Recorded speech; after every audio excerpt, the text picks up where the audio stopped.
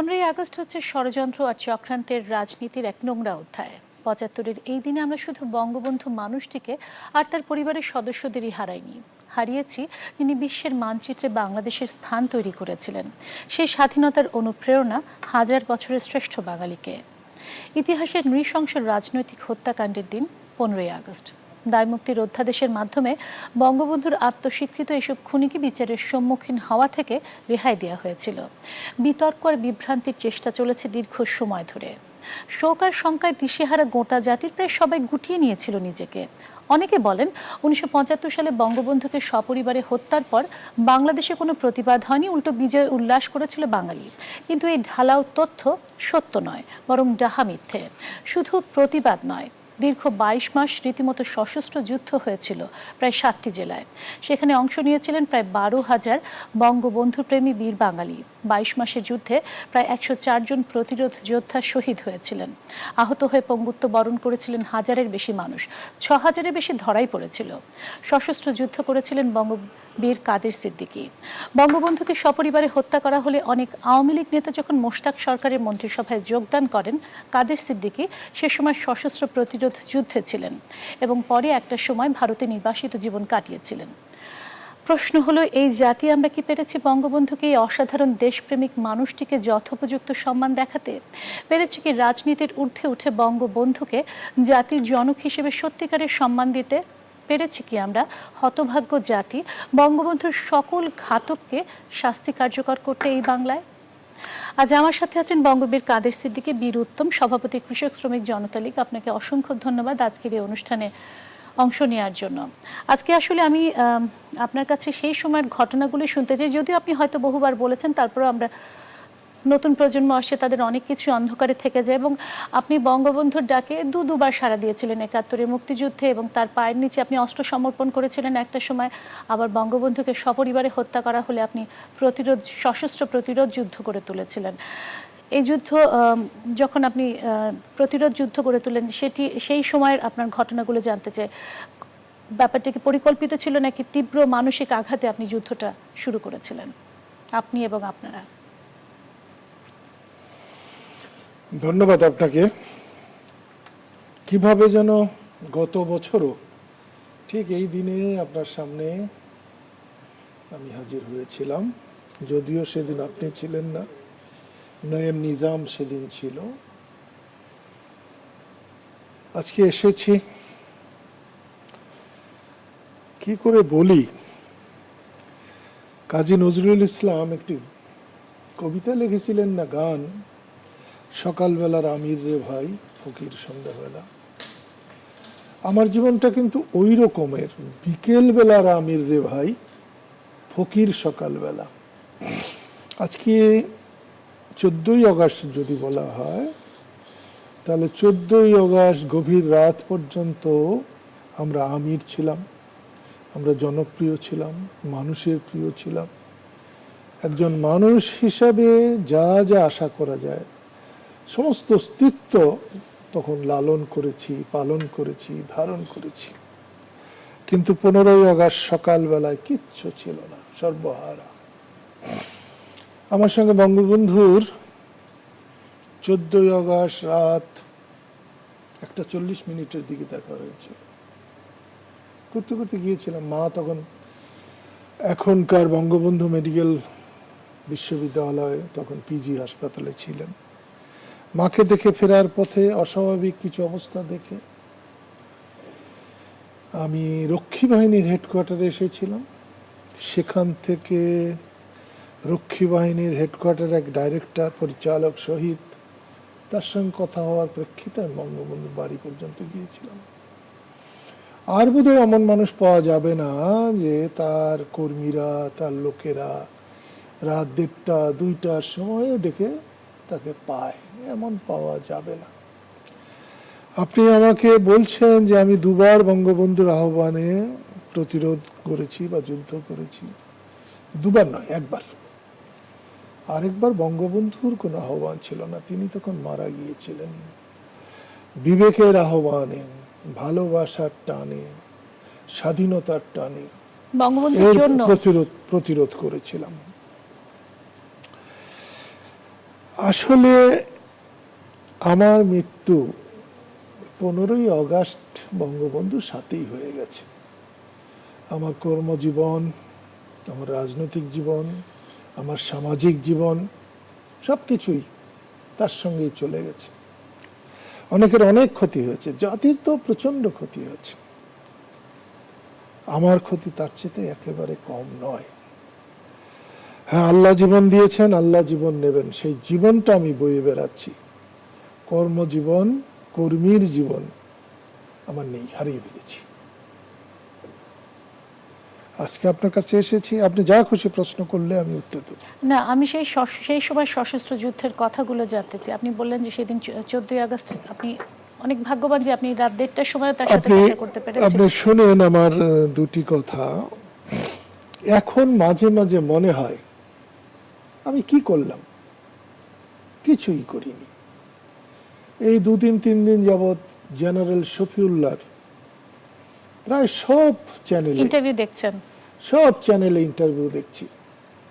যে শফিউল্লাহ, আমি কি বলবো, তার জন্য আমি কোনো ভাষা, বাংলা ভাষা আমি বের করতে পারি না। তিনি এতটাই অপদার্থ, শুধু আমি বলছি না, এটা হাইকোর্ট, সুপ্রিম কোর্টও বলেছে যে তিনি একজন অপদার্থ। তিনি সেনাবাহিনী প্রধান ছিলেন, কোনো প্রতিবাদ প্রতিরোধ করতে পারেন নাই। বরং তিনি বলেছেন, বঙ্গবন্ধুকে নাকি তিনি বলেছিলেন যে আপনি কোনোভাবে পালিয়ে যেতে পারেন কিনা।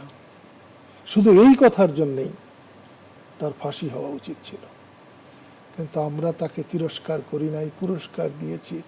এখনো এমপি হয়েছিল তো। নানা চ্যানেল এত সুন্দর করে তার এই অপদার্থতার বয়ান শুনবার আপনি কি জন্য এটাকে জাতির অপদার্থতা সামনে, বলবেন নাকি আসলে ইন্টেনশনাল কোনো বিষয় বলবেন? না না না, আমি বলবো একেবারেই অপদার্থতা। তার কোনো টেনশনও ছিল না, ইন্টেনশনও ছিল না। আমি তাকে যেভাবে পড়েছি তাতে তার বাংলাদেশের, স্বাধীন বাংলাদেশে প্রথম সেনা প্রধান হওয়ার কোনো রকম যোগ্যতা ছিল না। এবং তিনি 2য় বেঙ্গল রেজিমেন্টের সেকেন্ড ইন কমান্ড ছিলেন, 2IC। তিনি তার ব্যাটালিয়নকে পরিচালনা করতে পারেন নাই। তার ব্যাটালিয়নের মুক্তিযুদ্ধে সবচেয়ে বড় ভূমিকা আছে। ইন্ট্যাক্ট ব্যাটালিয়ন আর কারোটা ওইভাবে যেতে পারে নাই, মুক্তিযুদ্ধে অংশ নিতে পারে নাই। কিন্তু তারই ব্যর্থতার জন্যে তারা মুক্তিযুদ্ধে বিরাট ভূমিকা রাখতে পারে নাই। তো সেই জন্য এটা বলছি যে ওনার ব্যর্থতা, এবং এই ব্যর্থতা হিসাবে বললেই শুধু চলবে না, ব্যর্থতারও একটা সংজ্ঞা থাকে। উনি যা করেছেন তার কোনো সংজ্ঞা নাই। আপনি জেনারেল শফিউল্লাহর কথা বললেন, বঙ্গবন্ধু। আমি আরেকটা কথা বলতে চাই এদের। আপনি প্রাক্তন মন্ত্রী আছেন একজন, মতিয়া চৌধুরী, নাম শুনেছেন নিশ্চয়ই। জি জি। জিয়াউর রহমান যখন খাল কাটে, তখন তিনি যে তারস্বরে বক্তৃতা করতেন ময়মনসিংহ, শম্ভুগঞ্জ, গুদারাঘাটে মাটি কাটায়, আমি তার রেকর্ড করে নিয়ে শুনেছি, অবাক লেগেছে। আজকে হাসানুল্লাহ ইনু যেভাবে কাজ করেন, যেভাবে কথা বলেন, তাদের সামনে আমরা কোনো প্রতিবাদ করেছি, প্রতিরোধ করেছি, বঙ্গবন্ধুর জন্য আমাদের কোনো দরদ আছে, এটাই আমার কাছে এখন প্রশ্ন জাগে। বঙ্গবন্ধুকে যখন খুন করা হয়েছিল তখন আমি বলেছিলাম, খুনিরা বঙ্গবন্ধুর 3 পুত্র কামাল, জামাল, রাসেলকে হত্যা করলেও তাকে নির্বংশ করতে পারে নাই। আমি কাদের সিদ্দিকী, বঙ্গবন্ধুর 4র্থ সন্তান। যতক্ষণ দেহে আছে প্রাণ, ততক্ষণ যুদ্ধ হবে বাংলায়। আমি আমার জীবন দিয়ে চেষ্টা করেছি। আজকে বঙ্গবন্ধুকে নিয়ে এই যে মাতামাতি, এর কিছুই হতো না যদি সেদিন প্রতিরোধ না হতো, প্রতিবাদ না হতো। তাহলে এর কিছুই হতে পারত না, কিছুই হতো না। অনেক দিন কিছুই হয়নি। আমার কিন্তু কষ্ট হয়, আমি আজকেও বঙ্গবন্ধুর 7ই মার্চের ভাষণ শুনে এসেছি রাস্তায়, 2-1 জায়গায়। আমার মনে হয় বঙ্গবন্ধুকে আবার খুন করা হচ্ছে, আবার খুন করা হচ্ছে, আবার খুন করা হচ্ছে। এই জন্যে যে যার শোক দিবস, তাকে এইরকম রাত দিন খাটালে চলে? সামান্য শ্রদ্ধা ভক্তি থাকলে বঙ্গবন্ধুর ৭ই মার্চের ভাষণ যত্রতত্র পানের দোকানে, সাইকেলের দোকানে, রাস্তায় মজমা বসিয়ে ভাষণটি বাজানো হতো। আর বিশেষ করে তার শোক দিবসের অনুষ্ঠানে তারই ভাষণ, যে ভাষণে আমরা উদ্বেলিত হয়ে স্বাধীনতার লড়াই লড়েছি, এরকম দুঃখের দিনে তার এই দুর্জয় ভাষণটি বাজানো, তার প্রতি কোনো বোধ শক্তি নাই। এইটাই আমার কাছে বারে বারে। আপনি জেনারেল শফিউল্লাহর কথা বললেন, বঙ্গবন্ধুকে হত্যার সময় বঙ্গবন্ধু অনেকেরই সাহায্য প্রার্থনা করেছিলেন, কেউ কিন্তু এগিয়ে আসেনি, তাদের কথা যদি একটু বলতেন। এখন কি বলি, শফিউল্লাহ সেনাবাহিনীর প্রধান হিসেবে তাকে ছাড়াও তো আরো কয়েকজন রেডিওতে গিয়ে প্রথম সমর্থন জানিয়েছিলেন। রক্ষী বাহিনীর পক্ষ থেকে আনোয়ার আলম শহীদ সমর্থন জানিয়েছিলেন। বিডিআর এর পক্ষ থেকে মেজর জেনারেল খলিলুর রহমান সমর্থন জানিয়েছেন। তখন আইজি ছিলেন খুব সম্ভবত, তার নাম নুরুল ইসলাম, সমর্থন জানিয়েছে। সবাই সমর্থন জানিয়েছিলেন, কে সমর্থন জানায়নি? আওয়ামী লীগের অনেকেই খন্দকার মোশতাকের মন্ত্রিসভায় যোগ দিয়েছিলেন। 4 জন বাদে সৈয়দ নজরুল ইসলাম, তাজউদ্দিন আহমেদ, কামরুজ্জামান, মনসুর আলী, এই 4 জন বাদ বাকি সকলেই মোশতাক মন্ত্রিসভার সদস্য হয়েছিলেন, সেটা ইচ্ছায় হোক অনিচ্ছায় হোক। বা বন্দুকের নলের মুখে। তবে একটি কথা আমি বলবোই একজন রাজনৈতিক মানুষ হিসাবে, বঙ্গবন্ধুর সহকর্মীরা তারা সঠিকভাবে দাঁড়াতে পারুক বা না পারুক, তারা যেভাবে রাজনৈতিকভাবে ধ্বংস হয়েছেন, কিন্তু সেই সময় সরকারি কর্মকর্তা যারা বঙ্গবন্ধুকে হত্যা করে মোশতাকের সঙ্গে ছিলেন, যারা জিয়াউর রহমানের সঙ্গে ছিলেন, যারা এরশাদের সঙ্গে ছিলেন, তারা সকলেই লাভবান হয়েছেন। আপনি নিশ্চয়ই মনে করতে পারবেন, একজন অর্থমন্ত্রী ছিলেন কদিন আগে, উনি একেবারে সেই জিয়াউর রহমান থেকে মোশতাক থেকে শুরু করে চাকরি করতেন।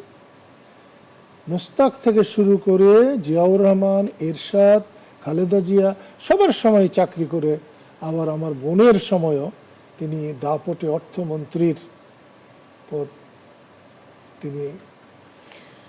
জিয়াউর রহমানের প্রসঙ্গটা তুললেন, অনেকে বলেন যে জিয়াউর রহমান যেহেতু বেনিফিশিয়ারি, বঙ্গবন্ধু হত্যার বেনিফিশিয়ারি তো বটে, এবং তিনি গো আহেড বলেছিলেন যখন এই পরিকল্পনাটা করা হয়। আপনি কি বলবেন?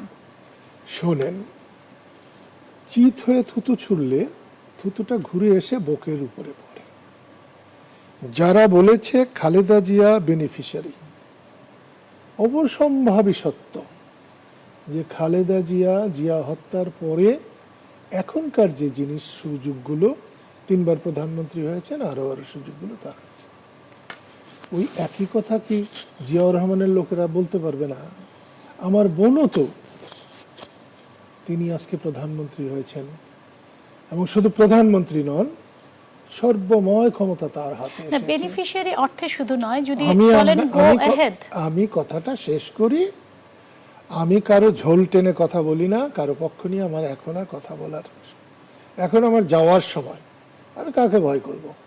যখন মানুষের লোভে, লালসায়, ভয়ে মানুষ ডিসিশন নেয়, সিদ্ধান্ত নেয়, সেই সময় আমি আল্লাহ ছাড়া কাউকে ভয় করে নেই। আর আজকে আমার এটা কাকে নিতে হবে? বেনিফিশিয়ারি হিসাবে খালেদা জিয়াকেও বলা যাবে না, বেনিফিশিয়ারি হিসাবে আমার বোন শেখ হাসিনা অথবা রেহানাকেও বলা যাবে না। আমি তাদের যেভাবে দেখেছি, বিশেষ করে শেখ হাসিনা এবং রেহানাকে আমি যেভাবে দেখেছি, একদিকে সারা দুনিয়া দিয়ে, আরেকদিকে যদি বলতেন যে তোমরা বাবাকে চাও না এই দুনিয়ার বাদশাহী চাও, আমার মনে হয় তারা বাবাকেই চাইতেন। সেই জন্য এদের বেনিফিশিয়ারি বলার কথা না। খালেদা জিয়াকে যিনি বেনিফিশিয়ারি বলে হাততালি পাওয়ার চেষ্টা করেছেন, তিনি মানবিক গুণকে ছোট করেছেন, মানবিক গুণের মর্যাদা তিনি দেন নাই।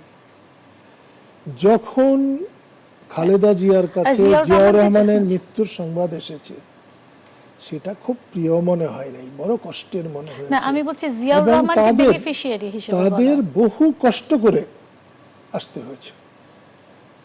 খালেদা জিয়া হত্যার বেনিফিশিয়ারি না, বঙ্গবন্ধু হত্যার অবশ্যই বেনিফিশিয়ারি জিয়াউর রহমান, সেটাই জানতে এতে চাচ্ছিলাম। কোনো সন্দেহের অবকাশ নেই। তার অর্থ এই বুঝায় না যে এই হত্যা তিনি করেছেন বা তার সঙ্গেই আছে। আমাদের আজকে মাননীয় প্রধানমন্ত্রীর বিরুদ্ধে যে সমস্ত ষড়যন্ত্র হচ্ছে, এই ষড়যন্ত্র বহু মানুষ বহু কিছু বলছে, ধরা পড়লে একরকম হবে, ধরা না পড়লে আরেক রকম হবে।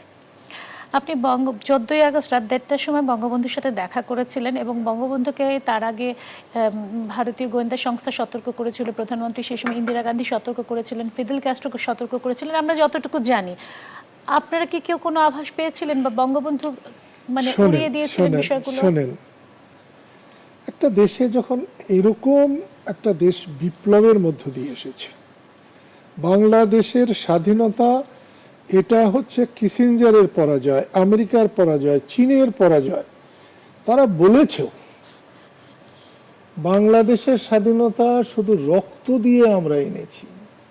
বাংলাদেশের স্বাধীনতায় ভারত যে আমাদেরকে সহযোগিতা করেছে, সেদিনের ভারত আজকের ভারত ছিল না। ভারতের এমন ক্ষমতাও ছিল না, সারা পৃথিবীতে ভারতের কোনো দাপটও ছিল না। ইন্দিরা গান্ধীর দৃঢ়তা ছিল এবং বাঙালির রক্ত দেওয়ার প্রবণতা ছিল। রক্ত দেওয়ায় তারা সকলের আগে গিয়েছিল। সেই জন্য আমরা এই স্বাধীনতাটা পেয়েছি। স্বাধীনতা কারো দান না, আমরা স্বাধীনতাকে রক্ত দিয়ে অর্জন করেছি। আমি আমাদের গোয়েন্দা সংস্থার ব্যর্থতার কথা আমি আবার বলছি এই কথাটা, যে তখন এটা আকাশে বাতাসে আলোচিত হচ্ছে, বঙ্গবন্ধুকে হত্যা করা হবে, খুন করা হবে, ষড়যন্ত্র হচ্ছে। আমি না হলে 40টা চিঠি পেয়েছি। শেখ ফজলুল হক মনি একজন খুব বিখ্যাত মানুষ এবং রিয়ালি নেতা, আব্দুর রাজ্জাক, জননেতা আব্দুর রাজ্জাক, এরা তো সকাল বিকেল চিঠি পেতেন, খবর পেতেন, পাগলরা ছুটে এসে বলতো। এখন আমি একটি কথা বলবো, এই যে রাত্রি 1:30 না, আমি 1:40 ওনার ওখান থেকে এসেছিলাম, আমিও অনেক কথা বলেছিলাম, চলেন আজকে এখানে না থাকলেন, বঙ্গভবনে থাকবেন, নাস্তা খেয়ে বেরিয়ে এসে ইউনিভার্সিটিতে যাবেন। উনি কিন্তু বলেছিলেন, তুই আমাকে বাদশাহ হারুন বানাতে চাস? প্রেসিডেন্টের যেতে কোনো প্রটোকল লাগে না? তখন আমি চোখে মুখে বলেছিলাম যে আপনি যে টাঙ্গাইলের সন্তোষে গেছিলেন হুজুর মৌলানা ভাসানীকে দেখতে, আপনি আর মনসুর ভাই এক গাড়িতে, কোনো প্রটোকলের প্রয়োজন ছিল? সেটি আমার প্রশ্ন, কি প্রটোকল খুব বেশি মেইনটেইন করা হতো কিনা? তো না, তখন উনি বেশি প্রটোকল মেনটেন করতেন না। প্রটোকল মেনটেন করলে উনি ধানমন্ডিতে থাকতেন না, তিনি গণভবনে থাকতেন। প্রটোকল মেনটেন করেননি। উনি সব সময় বলেছেন, কোনো বাঙালি আমাকে মারতে পারবে না, কোনো বাঙালির সে সাহস নেই। এটা আমরা বিশ্বাস করেছি। বঙ্গবন্ধু একজন সাধারণ মানুষ ছিলেন না, তিনি অত ঝুঁকির মধ্য দিয়ে এসেছিলেন বলে পাকিস্তানরা তাকে 2বার ফাঁসি দিতে চেয়েছে, তার জন্য কবর করেছে, তারপরেও যখন দিতে পারে নাই, সেই মানুষটা আমাদের কথায়, ভারতের গোয়েন্দাদের কথায়, তার আত্মবিশ্বাসে বলি দেওয়ার কোনো কারণ নেই। তার আত্মবিশ্বাসে চিত ধরেনি, কিন্তু আমাদের রাষ্ট্রের দায়িত্ব ছিল আসলে রাষ্ট্রের যে প্রতিষ্ঠানগুলো আছে, সশস্ত্র বাহিনী, তাহলে এখন আপনাকে কি বলবো আমি কি একথা বললে আপনি কি সেটা শুনবেন? আমি আপনাকে একটা কথা বলি, বঙ্গবন্ধুর নিহত পরিবারের সঙ্গে কর্নেল জামিল বলে একজন কর্নেলের ছবি শোভা পায় এবং খুব গৌরবের সাথে শোভা পায়। এখন আপনি যখন বলছেন যে রাষ্ট্রের দায়িত্ব ছিল, এই কর্নেল জামিলকে 3000 ফোর্স দিয়ে, ট্যাঙ্ক দিয়ে, 3টা হেলিকপ্টার দিয়ে এবং 1 ব্যাটালিয়ন সৈন্য গণভবনে স্থায়ীভাবে রাখার সুযোগ দিয়ে তাকে দায়িত্ব দেওয়া হয়েছিল। বঙ্গবন্ধু যখন মারা যায়, তাকে ফোন করলে তিনি কিন্তু রিভলভারটা নিয়ে আসেন নাই। তাকে আপনি সার্থক বলবেন না ব্যর্থ বলবেন? আমাকে যদি এই দায়িত্ব দেওয়া হতো, আমি যদি রুখতে না পারতাম, তারপরে যদি আমি বেঁচে থাকতাম অথবা মরে যেতাম, কিছুই না করে, আমার পরিবার পরিজনকে কি কোনো সম্মান দেখানো হতো? আমি একবার, এর আগে একবার, কয় বছর হবে, 5 বছর হবে বড় জোর, যে মাননীয় প্রধানমন্ত্রী আমার স্ত্রীকে বোনের চেয়েও বেশি দেখেন, তারা একে অপরের চুল কতদিন বেঁধে দিয়েছেন তার ঠিক নাই, প্রেসিডেন্ট হাউসে আমার স্ত্রী কিন্তু শেখ হাসিনার সাথে দেখা করতে পারেন না, আমি দাঁড়িয়েছিলাম। অথচ জামিলের আত্মীয় স্বজন লাল্লু পঞ্জু সবাইকে কিন্তু তার পাশে নিয়ে বসিয়ে রাখা হয়েছিল। এখানে রাষ্ট্রীয় দায়িত্ব পালন করলে তার প্রশংসা হওয়া উচিত, পুরস্কার পাওয়া উচিত, কিন্তু রাষ্ট্রীয় দায়িত্ব পালন করতে গিয়ে যারা ব্যর্থ হয় তাদেরও যদি প্রশংসা হয় তাহলে কেউ আর দায়িত্ব পালন করবে না। আপনাদের মধ্যে দূরত্বটা নিয়ে আমি আসবো পরে, কিন্তু তার আগে আমি একটু জানতে চাচ্ছি সেই সময় সশস্ত্র যুদ্ধের কথা, সেই সময় যে প্রতিরোধ যুদ্ধটা আপনারা আপনি কার সঙ্গে দূরত্ব পেলেন, কিসের? মানে যদি প্রধানমন্ত্রীর সাথে আপনারা দেখা করার সুযোগ পাননি বা দেখা করার অনুমতি পাননি, আপনার স্ত্রী বললেন, নিশ্চয়ই কোনো একটা দূরত্ব তৈরি হয়েছে কিনা আমি জানি না, আপনি হয়তো ভালো বলতে পারবেন। সেই প্রসঙ্গে আমি একটু পরে আসছি। অ্যাকচুয়ালি সেদিনের যে কথা, সেটা তো জাতীয় একটি অনুষ্ঠানে মাননীয় প্রধানমন্ত্রী শেখ হাসিনার সঙ্গে আমার বিন্দুমাত্র কোনো দূরত্ব নেই, মানসিকভাবে নেই, মর্যাদার দিক থেকে নেই, রিহানার সাথে তো নেই। এটা মানুষ তৈরি করে, ভাবে। আমি তো আল্লাহ চাহে তো 15 তারিখ আসরের নামাজ আমি ওখানে পড়বো সিঁড়িতে বসে। তাই এই দূরত্বের কথাটা রাজনীতির কথা আলাদা হতে পারে, এই দূরত্বের কথা মানসিক দূরত্ব নেই, আপনি মানসিক দূরত্ব, ব্যক্তিগত দূরত্ব, এগুলো নিয়ে কোনো প্রশ্নই। রাজনৈতিক হয়তো মতাদর্শের দূরত্ব থাকতে পারে, কিন্তু আমি তো সেই সময় প্রতিরোধ যুদ্ধের কথাগুলো একটু শুনতে চাইছি। আপনি যা শুনতে চান, আমি কিন্তু আগেই বলেছি যে এর কোনো মূল্য নেই। কোনো কোনো জিনিস থাকে যেগুলো মূল্য দিলে তাকে কোনো কোনো জিনিস তার পিছনেরটাকে মানতে হয়। বঙ্গবন্ধুকে যারা খুন করেছে তারা যদি প্রশংসিত হয়, যারা প্রতিরোধ করেছে, প্রতিবাদ করেছে, তারা নিন্দিত হবেই। 14 তারিখের সকাল ছিল একরকম, 15 তারিখের সকাল ছিল আরেক রকম। 14 তারিখে সব ছিল রাত পর্যন্ত বঙ্গবন্ধুর, 15 তারিখ বঙ্গবন্ধুর কিচ্ছু ছিল না, আমাদেরও কিচ্ছু ছিল না। আমি প্রথম বেরিয়েছিলাম আমার বাড়ি থেকে, মোহাম্মদপুরের বাবর রোডের বাড়ি থেকে গণভবনে কানি পর্যন্ত এসেছিলাম। সেখান থেকে ধানমন্ডি 32-এর বাড়ির পশ্চিমের 2 বাড়ি, পশ্চিমে আমাকে আটকিয়েছিল একজন বাড়ির লোক। তখন সত্যিকার অর্থে আমি জীবনে যুদ্ধের সময় একবার সেন্সলেস হয়েছিলাম, জ্ঞান হারিয়েছিলাম। আর বঙ্গবন্ধু মারা যাওয়ার পরে 15 তারিখ খুব সম্ভবত 6টা, 6:15 হবে বা 6টা পারও হয়নি, এরকম একটি সময়ে আমি যখন ধানমন্ডিতে গিয়েছিলাম তখন আমি আমার বোধ হারিয়েছিলাম, চেতনা হারিয়েছিলাম। একজন লোক জোর করে ধরে নিয়ে তার বাড়িতে বসিয়ে পানি পান করানোর পরে, রেডিওতে শুনেছিলেন প্রথম? হ্যাঁ, তো পানি পান করার পরে আমার বোধ ফিরে আসে। সে ভদ্রলোক বলছিলেন ও বাড়িতে কেউ নেই, আপনি গেলেই আপনাকে মেরে ফেলবে। তখন আমি ফিরে এসে খিলজি রোডের একটি বাড়িতে ছিলাম, সারাদিন কেঁদেছিলাম। সন্ধ্যাবেলায় যখন আমাকে খাবার দেওয়া হয়েছিল, সাথে মাংস ছিল, আমি একবার চিবুনি দেওয়ার পর আমার মনে হচ্ছিল যে আমি বঙ্গবন্ধুর মাংস খাচ্ছি। আপনি বোধহয় মাংস খাওয়া ছেড়ে দিয়েছিলেন? জি, আমি 28 বছর মাংস কোনোদিন মুখে দিইনি। শেখ হাসিনা একদিন দমদম বিমানবন্দরে কোনো কিছু ছিল না বলে মাংসের থেকে আলু তুলে দিয়েছিলেন। আমার স্ত্রী বলেছিলেন যে আপনি এরকম একটা কাজ করতে যাচ্ছেন, ও তো এটাও ধরে ফেলবে যে এই আলুটা এটাও মাংসের থেকে দেওয়া। যে আপনার বাবার জন্য মাংস মুখে দেয় না, মাংস স্পর্শ করে না, আপনি এটা দিচ্ছেন। আমার বোন কিন্তু খুব লজ্জিত হয়েছিলেন। আমি এখনো মাংস খাই না, কোরবানির মাংস ছাড়া আমি আর এখন আর মাংস খাই না। যদি এখন বলেন আপনি আমাকে বারবার যেটা জানতে চাচ্ছেন, হ্যাঁ, আমরা একটা প্রতিরোধ যুদ্ধ গড়ে তুলেছিলাম। আমি ঢাকায় ছিলাম 15 তারিখ, আমি ঢাকায় ছিলাম 22 তারিখ পর্যন্ত। 23 তারিখে আমি ঢাকা থেকে বেরিয়ে যাই। 22 তারিখে এক সপ্তাহে আমি ছিলাম আরে গনির বাড়িতে, খুব সম্ভবত 19 নম্বর রোডে আরে গনি। এক সময় বোধ হয় জিয়াউর রহমানের মন্ত্রিসভা হয়েছিলেন। পরে উনি আমাদের ভাগ্নি জামাই, ওনার স্ত্রীকে আমি ফুপু খালা বলে ডাকি, উনিও আমাকে মামা বলে ডাকতেন, আরে গনিও আমাকে মামা বলে ডাকতেন। তার বাড়ির থেকে আমি প্রথমে গিয়েছিলাম জামালপুর হয়ে তুরাতে, তুরাত থেকে আমাকে নিয়ে যাওয়া হয়েছিল শিলংয়ে, দুদিন পরে নিয়ে যাওয়া হয়েছিল ইন্দিরা গান্ধীর কাছে। ইন্দিরা গান্ধী আমাকে যখন প্রথম দেখেন, মাথা এবং পিঠে হাত দিয়ে বলেছিলেন, তুমি বেঁচে আছো, আমরাতে খুশি, তোমার সম্মান রক্ষা করে যতটা পারা যায়, যা পারা যায় আমরা করব। উনি আমাদের সম্মান রক্ষা করে প্রতিরোধে যা কিছু করার সহযোগিতা করেছিলেন।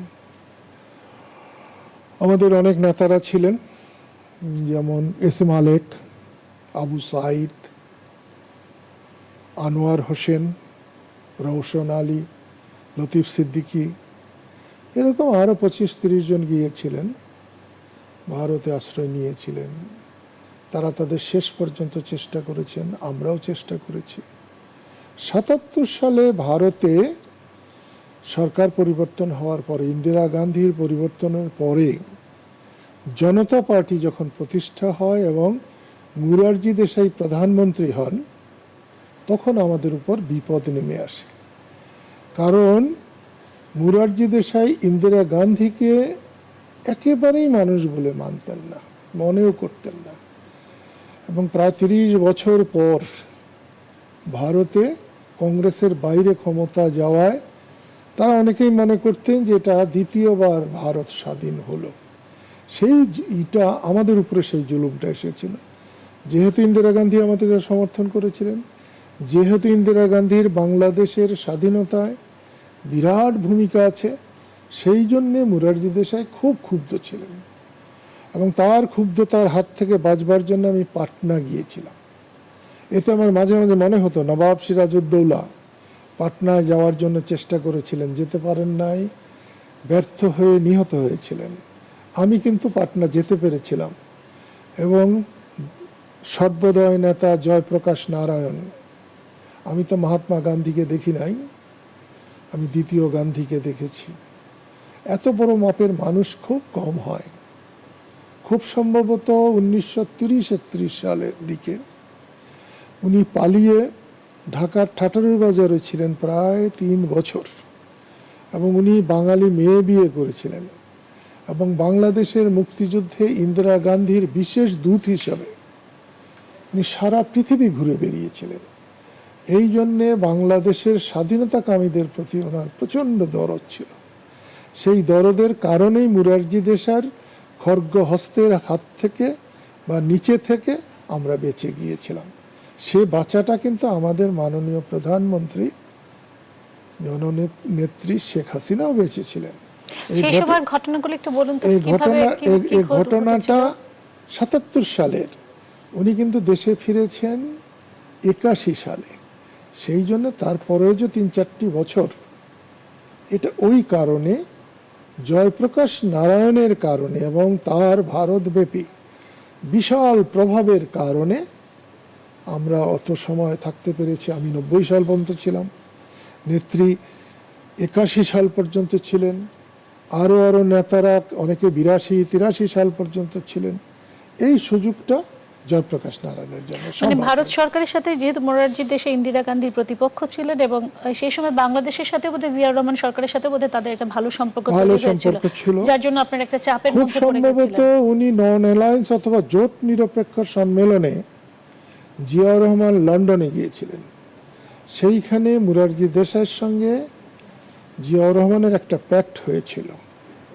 সেখানেই হয়েছিল যে বঙ্গবন্ধু হত্যার প্রতিরোধ সংগ্রামীদের তিনি ফিরিয়ে দেবেন, এবং ফিরিয়ে দিলে তাদের তিনি কিছু করতে পারবেন না, তাদের পুনর্বাসিত করতে হবে। জিয়াউর রহমান সেই কথাটা পুরোপুরি রাখে নাই। প্রথম অবস্থাতেই প্রায় 90-95 জনকে হত্যা করেছিল হালুয়াঘাট, নরুন্দি বলে একটি জায়গায়, এর মধ্যেই সেখানে মৌলভী সৈয়দ নামে চট্টগ্রামের একজন বিখ্যাত যুব নেতা ছিলেন, আর অনেকেই মারা গিয়েছিলেন। কিন্তু আমরা যখন দেখলাম যে আমাদের তো জীবন শেষ, তখন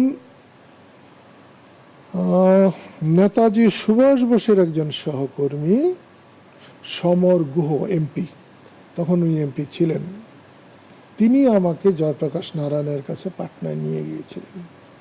আমি যখন আমাদের কথা বললাম, তিনি তখন আমাদের কথা শুনে উনি সমর্থন দিয়েছিলেন এবং 16টা চিঠি লিখে দিয়েছিলেন আমাকে দিল্লিতে দেওয়ার জন্যে, আমাকে সাহায্য করার। সেখানে জনতা পার্টির সভাপতি চন্দ্রশেখর ছিলেন, সেক্রেটারি মধু লিমাইয়া ছিলেন, জর্জ ফার্নান্ডেজ ছিলেন, এরকম প্রায় সবাই নেতা। সাথে একটি চিঠি দিয়েছিলেন ওনার প্রাইভেট সেক্রেটারি এসি সেনকে আমার থাকা খাওয়ার ব্যবস্থার জন্য।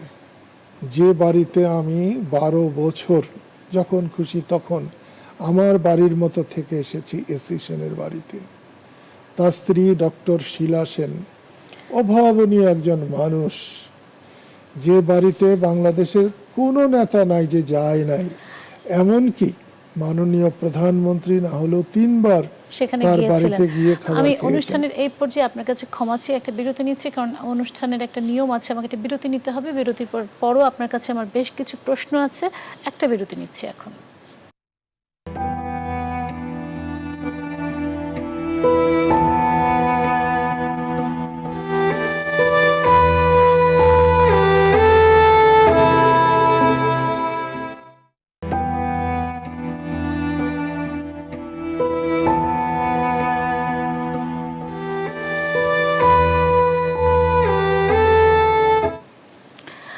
আছি বাঘা সিদ্দিকীর সাথে। 15ই আগস্টে বঙ্গবন্ধুকে হত্যার পর দেশটি ভীত হয়ে পড়েছিল, দেশের মানুষরা দিশেহারা হয়ে পড়েছিল, কিন্তু এদেশেরই কিছু মানুষ, 12,000 মতো মানুষ জনতা, তারা প্রতিরোধ যুদ্ধে নেমে গিয়েছিল।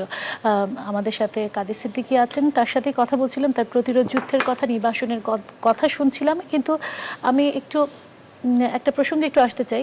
আপনি পিতৃহত্যার প্রতিশোধ নিতে প্রতিরোধ যুদ্ধে নেমে গেছিলেন। আপনি বাঘা সিদ্দিকী, যিনি কাদেরিয়া বাহিনী গঠন করেছিলেন মুক্তিযুদ্ধে, বীর উত্তম কাদের সিদ্দিকী।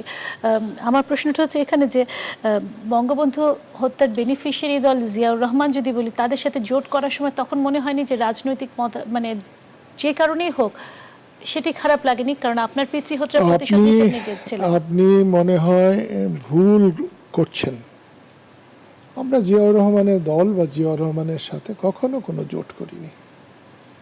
আমি জোট করেছি এদেশের একজন প্রবীণ রাজনৈতিক, বঙ্গবন্ধুর আমার চাইতেও বেশি ভক্ত ডক্টর কামাল হোসেন, ডক্টর কামাল হোসেনের সাথে। আপনারা যদি ধাকিয়ে ওদিয়ে দিয়েন, কিছু যায় আসে না। একটা জিনিস আপনি জানবেন, সত্য সত্যই, মিথ্যা মিথ্যাই। মিথ্যাকে রং দেওয়া যায় কিন্তু সত্য বানানো যায় না। তাই এটা সম্পূর্ণই আপনার ভুল ধারণা। আমরা কখনো, বিশেষ করে আমি কখনো বিএনপির সঙ্গে জোট করতে না, ওই জোটে তারা ছিলেন বলে সেই জন্য বলছি। নিশ্চয়ই থাকতে পারে, বাংলাদেশে তো ওনারা আছেন। একটা জিনিস আপনি জানবেন, আপনি যখন বড় হবেন তখন আপনাকে বড়র বিবেচনা করতে হবে। আপনি হিমালয় থেকে যদি দেখেন তাহলে নিচের সব গাছপালাকে বড় ছোট দেখা যাবে। আপনি যখন প্লেনে যাতায়াত করেন তখন নিচেরটা খুব ছোট দেখা যায়। আপনি বিএনপিকে বাংলাদেশ থেকে উড়িয়ে দিতে পারছেন না, তারা আছে, থাকবে। আপনি একটা গাড়িতে উঠলে, বিএনপি উঠলে আপনি গাড়ি থেকে নেমে যাবেন না। একটা প্লেনে উঠলে সেখানেও বিএনপির লোকেরা উঠলে আপনি নেমে যাবেন না। আপনাকে এটুক ধৈর্যশীল হতেই হবে। আপনি ধৈর্যশীলতার কথা বললেন, আবার একটু ধৃষ্টতা নিয়ে একটু প্রশ্ন করতে চাই। সেটি হচ্ছে বঙ্গবন্ধু কন্যারা আপনার একেবারে, তাদের সাথে আপনার বোনের মতো সম্পর্ক, তারা আপনাকে খুবই স্নেহ করেন। সহ্য করে কি আরেকটু একসাথে থাকা যেত না? যেহেতু শোনেন, সহ্য এক জিনিস আর দেশ এবং আদর্শ এক জিনিস। আপনি গিয়ে মাননীয় প্রধানমন্ত্রীকে জিজ্ঞেস করেন উনি কেমন সুখে আছেন। উনি যখন মতিয়া চৌধুরীকে হজম করতে হয়েছে, বুঝতে হবে কি কারণ, একটা জিনিস খুঁজে বের করতে হবে। আপনি এইচ.টি. ইমাম নামে একজন ভদ্রলোকের নাম শুনেছেন আপনি কখনো? ভদ্রলোক বঙ্গবন্ধুকে হত্যা করে মোস্তাকের যে মন্ত্রিসভা গঠিত হয়েছিল, তখন মন্ত্রী পরিষদের সচিব হিসাবে তিনি ওই মন্ত্রিসভার শপথের সমস্ত ব্যবস্থা করেছিলেন। বাংলাদেশে কি আর একটা মানুষ নাই যে ওনাকে না রাখলে চলতো না? যে মতিয়া চৌধুরী বঙ্গবন্ধুর পিঠের চামড়া দিয়ে ডুগডুগি বাজান, তাকে না নিলে কি মহাভারত অশুদ্ধ হতো? হতো না। আমি আপনাকে বলছি, সহ্য অনেক করা যায়।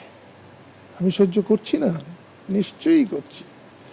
আজকে বঙ্গবন্ধুর জন্য কাঁদলে, বঙ্গবন্ধুর কথা বললে এখানে আমাদেরকে বাধা দিয়ে কি কোনো খুব লাভ আছে? খুব লাভ নেই। এই যে ধরেন কয়দিন পরেই বঙ্গবন্ধুর শতবর্ষ হবে, এটা জাতীয়ভাবে করা যেত না? শুধু আওয়ামী লীগ, শুধু আওয়ামী লীগ, শুধু আওয়ামী লীগ। তাও প্রকৃত আওয়ামী লীগ কিন্তু এখন আওয়ামী লীগ নাই। এখনকার আওয়ামী লীগ যাদের টাকা পয়সা আছে, যারা বেশি কি করব তঞ্চকতা করতে পারে, তারা। প্রকৃত আওয়ামী লীগ যে বউয়ের কানের দুল বিক্রি করে দল করেছে, সেই নিবেদিত আওয়ামী লীগ এখন আওয়ামী লীগ নাই। কেউনার গুতায় সত্যিকারের আওয়ামী লীগ অনেক পিছিয়ে পড়ে আছে। বঙ্গবন্ধুর প্রেমীরা অনেক পিছনে পড়ে আছে। আপনি শুনবেন মেজর মান্নান, আমি তাকে খুব ভালোবাসি, তিনি পাকিস্তানে ছিলেন, একটু আগে ঈদ শুভেচ্ছা আমাকে জানিয়েছেন। গ্রামের গেছেন তিনি বঙ্গবন্ধুর 15ই আগস্ট পালন করার জন্য। কোনোদিন কিন্তু করেন নাই। উনি আজকে 15ই আগস্ট পালন করছেন। এই পালন আর আমার পালন, তার চোখের পানি আর আমার চোখের পানি, আল্লাহ এটা বিচার করবেই। আমি তাকে খারাপ বলছি না, আমি বলছি যে এমনি উলট পালট হয়। গত বছর কিন্তু আমি বঙ্গবন্ধুর বাড়িতে যেতে পারি নাই প্রথম অবস্থায়, কারণ সব আত্মীয় স্বজন যাবে। আমার ছেলে মেয়ে নিয়ে গিয়েছিলাম। ফিরে আসার পরে উনি যখন জেনেছেন, তখন উনি খবর পাঠিয়েছেন একবার আসো। আমি না গিয়েও পারতাম, কিন্তু আমি গিয়েছিলাম। আমি আমার হৃদয়ের টানে গিয়েছিলাম। বাংলাদেশের সকল যুবক যুবতী প্রেম করে, আমি প্রেম করি নাই। আমার প্রেম দেশের সঙ্গে, আমার প্রেম দেশের নেতা বঙ্গবন্ধুর সঙ্গে। আপনাকে অসংখ্য ধন্যবাদ আজকের দিনে এই কথাগুলো বলার জন্য। আমরা অনুষ্ঠানের একেবারে শেষ পর্যায়ে আছি। আমি শেষ প্রশ্নটাই করতে চাই, খুবই সংক্ষেপে, কারণ একেবারেই সময় নেই। আপনি আমাদের কথা বললেন, যারা এখন অনেক হাইব্রিড আওয়ামী লীগার হয়ে গেছে বা তঞ্চকতা করছে, সেই প্রসঙ্গে কথা বলেন, কিন্তু আমরা সাধারণ মানুষ রাজনীতির ঊর্ধ্বে উঠে কি বঙ্গবন্ধুকে জাতির জনক হিসেবে সম্মান দেখাতে পারছি এখনো? একটি জিনিস আপনি জেনে রাখবেন, বঙ্গবন্ধু সারা বিশ্বে ভেতো বাঙালি হিসাবে উপাধি পাওয়া বাঙালিকে সবচেয়ে সাহসী করেছিলেন। কোনো কিছুতে বাঙালি আপোষ করে নাই। আমরা সবচেয়ে ক্ষতিগ্রস্ত করছি, সত্যকে সত্য বলতে পারি না, মানবতা হারিয়েছি, বিবেক হারিয়েছি। বঙ্গবন্ধুকে জাতির পিতা হিসাবে বাংলাদেশের সকল নাগরিকের মেনে নেওয়া দরকার। এবং যারা মানবেন না, বঙ্গবন্ধুর ক্ষতি হবে না, জাতির পিতার ক্ষতি হবে না। পিতা তার পরিচয় লাগে না সন্তানের, কিন্তু পিতার পরিচয়ে সুসন্তান গড়ে ওঠে। পিতৃ পরিচয় যদি নির্মল না হয়, তাহলে সুসন্তান হয় না। আপনাকে অসংখ্য ধন্যবাদ। এবং যেটি বলছিলেন বঙ্গবীর কাদেসের দিকে, যেটি বলছিলেন যে পিতার আসলে সন্তানের পরিচয় প্রয়োজন হয় না, আমাদের সন্তানদেরই পিতার পরিচয় প্রয়োজন হয়। এবং আজকের দিনে আসলে বিনম্র শ্রদ্ধা জ্ঞাপন করছি সেই সাহসী মানুষটিকে, যিনি আমাদের বিশ্বের বুকে বাংলাদেশের স্থান করে দিয়েছিলেন। আমরা দুর্ভাগা জাতি, তাকে হারিয়েছি, তার পরিবারকে হারিয়েছি। আমি আপনার মাধ্যমে তার আত্মার শান্তি কামনা করছি। দেশবাসীর কাছেও বঙ্গবন্ধুর জন্য দোয়া কামনা করছি। আজকের মতো শেষ করছি। ধন্যবাদ সবাইকে।